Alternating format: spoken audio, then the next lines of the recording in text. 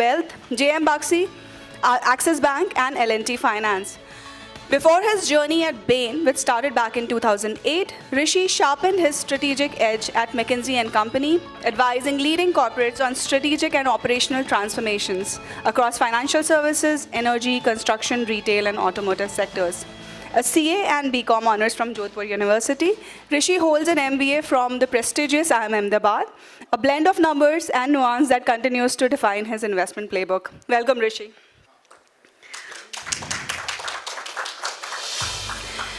From chemical engineering to financial alchemy, our next panelist is a master of transformation, Mr. Raghav Ramdev, Managing Director, Chrys Capital.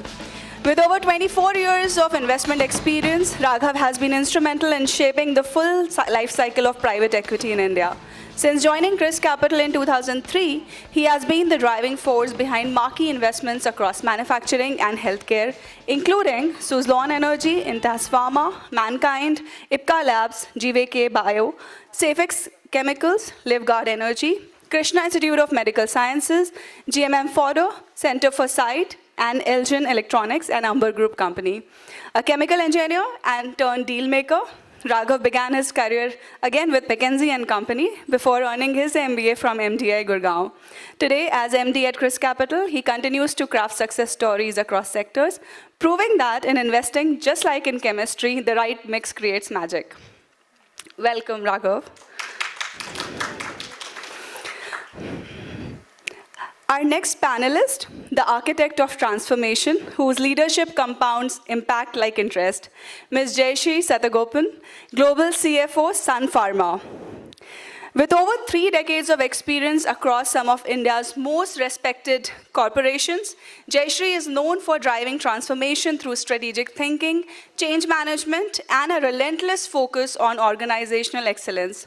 Her career spans leadership roles at Coromandel International, PI Industries, International Paper, GE Healthcare, Ford, and Ashok Leyland, across functions ranging from finance, strategy, and M&A to digital transformation, EHA, and diversity and inclusion. A CA, cost and management accountant, and company secretary, she has been recognized with several accolades, including ET Prime Women Leadership, Finance Leader of the Year, Financial Express CFO of the Year, Large Cap, and Business World's Best Women CFO. A strong advocate for women in leadership and a mentor to many, she exemplifies how clarity, conviction, and courage can redefine corporate leadership. Welcome, Jayashree. Think of credit, think of Kapil Singhal. With over 30 years of experience in Indian credit market, Kapil has mastered every layer of the capital stack, from performing credit to distressed and structured solutions. He has built platforms, managed billion-dollar portfolios, and steered teams through the toughest market cycles, be it the IL&FS crisis or COVID. Kapil has seen, shaped, and strengthened India's credit market from every angle.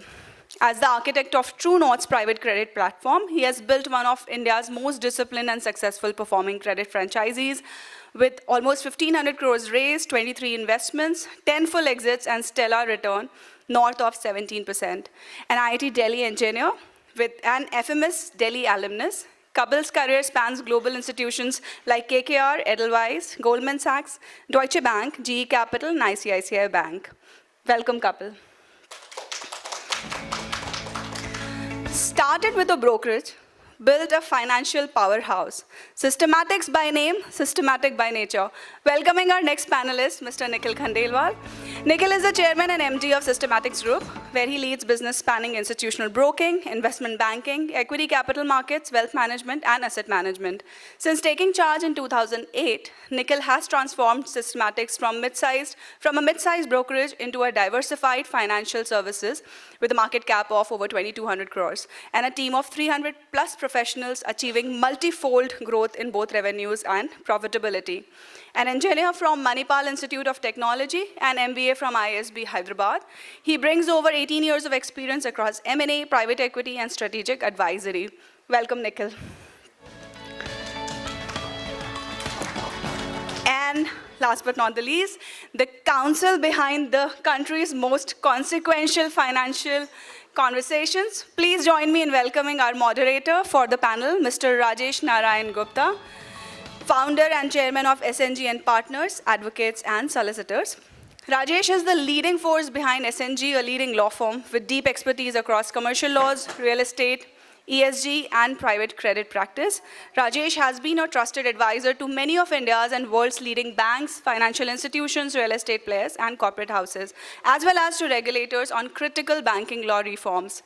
A pioneer in the area of succession and estate planning in India, Rajesh has been instrumental in shaping the legal framework for stressed assets, including his advisory role and key legal frameworks such as IBC and the SARFAESI Act. A prolific author, he has written and revised several benchmark books on banking laws, which are widely referred to across the financial and legal fraternity.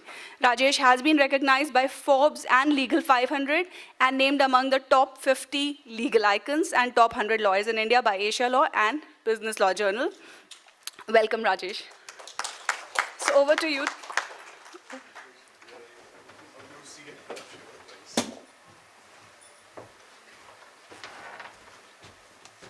So good evening, friends. First of all, PhD chambers and Mr. Mahesh Singhi, thank you very much for this opportunity. PhD brings a nostalgic memory for me because my father was the first or amongst the first arbitrators to be appointed by PhD in Delhi, where he conducted a lot of arbitration of PhD. And as a young lawyer, we used to drop him and bring him back from the PhD Chamber of Commerce building at Hojkas. So friends, the word bank, my main practice area has been bank and financial services. So some of you may know, but the word bank has its original from the word called banca, which is an Italian word. And during Renaissance, the traders used to sit on benches and trade.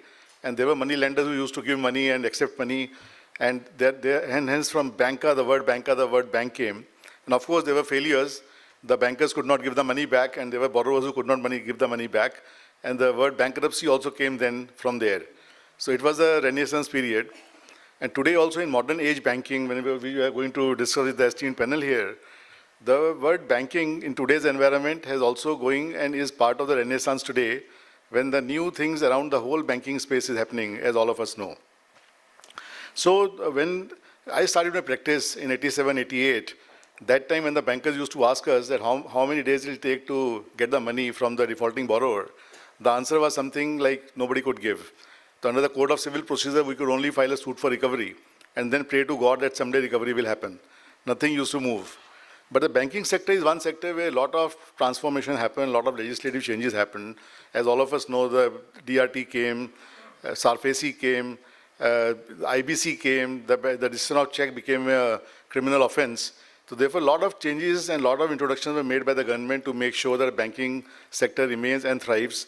Of course, the banking sector saw its challenges, but that is one sector where transformation has happened very, very rapidly and as per the need from time to time by the regulators or by the government. So after the IBC, if you notice, because of the several criminal frauds also happening across the country, the role of EOW, the role of CBI, the role of SFIO, Enforcement Directorate also changed, and they are significantly involved. Of course, there are ramifications of all this, and there are nuances as well. But all said and done, because of this fear of regulator and the investigating authorities, lots of checks and balances also happened around the banking industry. Today, the banking industry has evolved in a different way completely. When the reliance on banks is, say, reducing because of the alternate market situation which have built up, I think the panel, the distinguished panel today, and the reason for me to get up is that I can see my panelists standing here. And we are not talking only banking today. We are talking about the alternate space this particular area has today gathered and the momentum which is being built up in this space. So I think that as a preamble to all my panelists, if I can request each one of you to share your 2 or 3 minutes vision on the current landscape. So as a preamble, I may request you to share your views on recent changes in the financing world. With the emergence of private equity, AIFs, NBFCs, pre-IPO funds, what should be suggested path for companies to balance their funding plans under various situations, such as large capex, acquisitions, or business finance? We could maybe start with Jayashree first. Good evening, all.